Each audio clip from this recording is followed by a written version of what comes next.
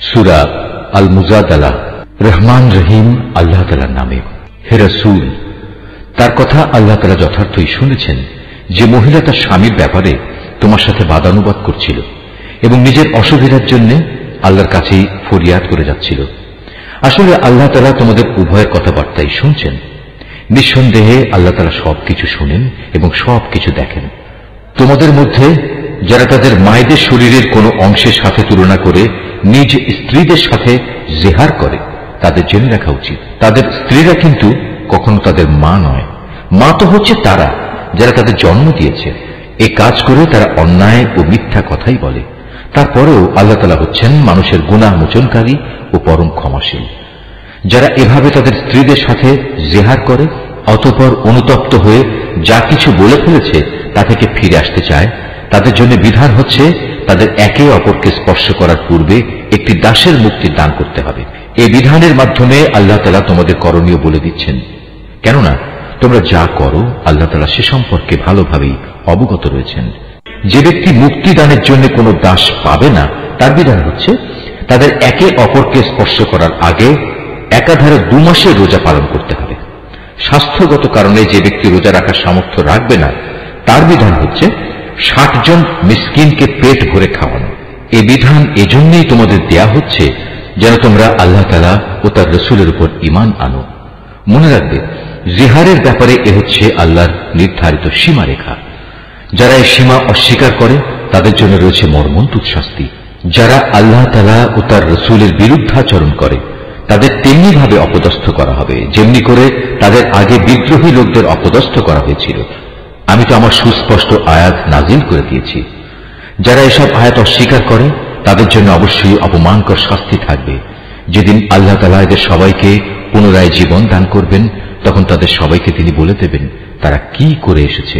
আল্লাহ তাআলা সে কর্মকাণ্ডের পুঙ্খানুপুঙ্খ হিসাব রেখেছেন, অথচ তারা নিজেরা সে কথা ভুলে গেছে। সেদিন আল্লাহ তাআলা নিজেই তাদের সব কয়টি কাজের সাক্ষ্য প্রদান করবেন।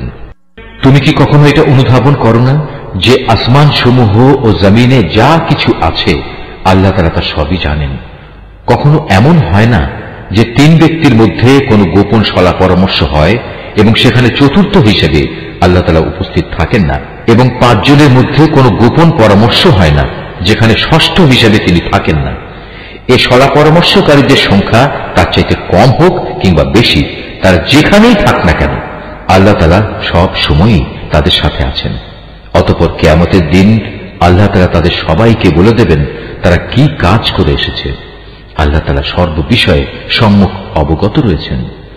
তুমি কি তাদের লক্ষ্য করনি যাদের আল্লাহ তাআলা ও তার রাসূল সম্পর্কে কোনো গোপন কানাঘুষা করতে নিষেধ করা হয়েছিল, কিন্তু তারা ঠিক তারই পুনরাবৃত্তি করল যা করতে তাদের বারণ করা হয়েছিল। তারা একে অপরের সাথে সুস্পষ্ট গুনাহের কাজ মাত্রাতিরিক্ত বাড়াবাড়ি ও রাসূলের নাফরমানির ব্যাপারে কানাঘুষা করতে লাগলো। অথচ এরা যখন তোমার সামনে আসে তখন তোমাকে এমন ভাবে অভিবাদন জানায় যা দিয়ে আল্লাহ তাআলাও তোমাকে অভিবাদন জানান না।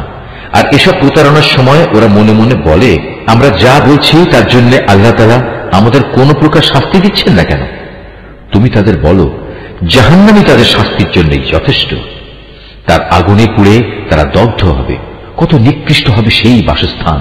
হে ঈমানদার ব্যক্তিরা, তোমরা যখন একে অপরের সাথে গোপনে কোনো কথা বলো তখন কখনো কোনো পাপাচার, সীমালঙ্ঘন ও রাসূলের বিরোধিতা সম্পর্কিত কথা বলো না, বরং গোপনে কিছু বলতে গেলে সেখানে একে অপরকে ভালো কাজ ও আল্লাহকে ভয় করার কথাই বলো। সর্বোপরি সে সর্বময় ক্ষমতার মালিক আল্লাহকে ভয় করো, যার সামনে একদিন তোমাদের সবাইকে সমবেত করা হবে। আসলে এদের গোপন সলা পরামর্শ তো হচ্ছে একটা শয়তানি প্ররোচনা, যার একমাত্র উদ্দেশ্য হচ্ছে ঈমানদার লোকদের কষ্ট দেয়া। অথচ এরা জানে না আল্লাহ তাআলার ইচ্ছা ব্যতি রেখে তারা ঈমানদারদের বিন্দু মাত্র কোনো ক্ষতি সাধন করতে পারবে না। তাই ঈমানদারদের উচিত হামেশা আল্লাহর উপরই নির্ভর করা।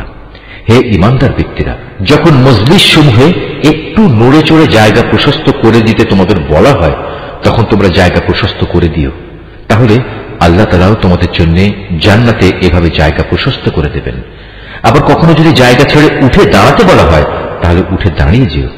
তোমাদের মধ্যে যারা ঈমান এনেছে এবং যাদের আল্লাহর পক্ষ থেকে জ্ঞান দেয়া হয়েছে, আল্লাহ তাআলা অবশ্যই কিয়ামতের দিন তাদের মহামর্যাদা দান করবেন। তোমরা যা কিছু করো আল্লাহ তাআলা সে ব্যাপারে পূর্ণ খবর রাখেন।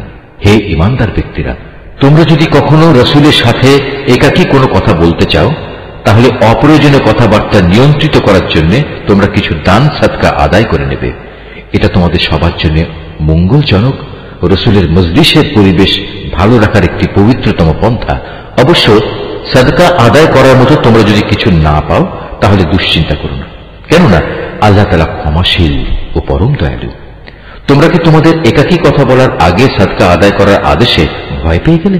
যদি তোমরা তা করতে না পারো এবং আল্লাহ তাআলা স্বীয় করুণা দ্বারা তোমাদের ক্ষমা করে দেন, তবে তোমরা নামাজ প্রতিষ্ঠা করতে থাকো, যাকাত আদায় করতে থাকো এবং সর্বকাজে সর্ববিষয়ে আল্লাহ তাআলা ও তার রাসূলের আনুগত্য করতে থাকো। তোমরা যা করছো আল্লাহ তাআলা অবশ্যই সে সম্পর্কে পূর্ণ ওয়াকিবহাল রয়েছেন। হে নবী, তুমি কি সে সম্প্রদায়ের অবস্থা কখনো লক্ষ্য করনি যারা এমন জাতির সাথে বন্ধুত্ব পাতায় যাদের উপর আল্লাহ তাআলা অভিশাপ দিয়েছেন? এই সুযোগ সন্ধানী লোকেরা যেমন তোমাদের আপন না, তেমনি তারাও ওদের আপন নয়। এরা জেনে শুনে মিথ্যা শপথ করে বেড়ায়। আল্লাহ তাআলা তাদের জন্য জাহান্নামের কঠোর আযাব প্রস্তুত করে রেখেছেন। তারা যে কাজ করেছে তা ছিল জঘন্য অপরাধের কাজ। তারা তাদের মিথ্যা শপথগুলোকে নিজেদের স্বার্থ রক্ষায় ঢাল বানিয়ে দিত, আর এর আড়ালে তারা মানুষদের আল্লাহর পথ থেকে ফিরিয়ে রাখত। অতএব তাদের জন্য রয়েছে এক লাঞ্ছনাদায়ক শাস্তি। আল্লাহ তাআলার শাস্তির কাছ থেকে তাদের বাঁচানোর জন্য সেদিন তাদের ধন সম্পদ, সন্তান সন্ততি কোনোটাই কোনো কাজে আসবে না। তারা তো দোজখেরই বাসিন্দা, সেখানে তারা চিরকাল অবস্থান করবে। যেদিন আল্লাহ তাআলা তাদের সবাইকে পুনরুজ্জীবিত করবেন, আশ্চর্য, সেদিনও তারা তার সামনে এই মিথ্যা শপথ করে দায়িত্ব মুক্তির চেষ্টা করবে। যেমনি করে তারা আজ স্বার্থ সিদ্ধির জন্য তোমাদের সাথে মিথ্যা শপথ করছে। তারা ভাববে দুনিয়ার মতো সেখানেও বুঝি এর মাধ্যমে কিছু উপকার পাওয়া যাবে। হে রাসূল, তুমি এদের থেকে সাবধান থেকো, এরা মিথ্যাচারী। আসলে শয়তান এদের উপর পুরোপুরি প্রভাব বিস্তার করে নিয়েছে। শয়তান এদের আল্লাহর স্মরণ সম্পূর্ণ ভুলিয়ে দিয়েছে। এরা হচ্ছে শয়তানের দল। হে রাসূল, তুমি জেনে রেখো, শয়তানের দলের ধ্বংস অনিবার্য। যারা আল্লাহ তাআলা ও তার রাসূলের বিরুদ্ধাচরণ করে তারা অবশ্যই সেদিন চরম লাঞ্ছিতদের অন্তর্ভুক্ত হবে। আল্লাহ তাআলা তো এই সিদ্ধান্ত জানিয়ে দিয়েছেন যে আমি এবং আমার রাসূল অবশ্যই জয়ী হব। নিঃসন্দেহে আল্লাহ তাআলা শক্তিমান ও পরাক্রমশালী। হে রাসূল, আল্লাহ তাআলা ও তার রাসূলের উপর ঈমান এনেছে এমন কোন সম্প্রদায়কে তুমি কখনো পাবে না যে তারা এমন লোকদের ভালোবাসে যারা আল্লাহ তাআলা ও তার রাসূলের বিরুদ্ধাচরণ করে। যদি সে আল্লাহ বিরোধী লোকেরা তাদের পিতা, ছেলে, ভাই কিংবা নিজেদের জাতি গোত্রের লোকও হয়, তবুও নয়। এই আপোষহীন ব্যক্তিরাই হচ্ছে সেসব লোক যাদের অন্তরে আল্লাহ তাআলা ঈমানের ফয়সালা এঁকে দিয়েছেন এবং নিজস্ব গায়বী মদদ দিয়ে তিনি এই দুনিয়ায় তাদের শক্তি বৃদ্ধি করেছেন। কিয়ামতের দিন তিনি তাদের এমন এক জান্নাতে প্রবেশ করাবেন যার তলদেশ দিয়ে ঝর্ণাধারা প্রবাহিত হবে। তারা সেখানে চিরকাল থাকবে। সর্বোপরি আল্লাহ তাআলা তাদের উপর প্রসন্ন হবেন এবং তারাও সেদিন তার উপর সন্তুষ্ট হবে। এরাই হচ্ছে আল্লাহ তাআলার নিজস্ব বাহিনী। আর হ্যাঁ, আল্লাহর বাহিনী শেষতক কামিয়াব হয়।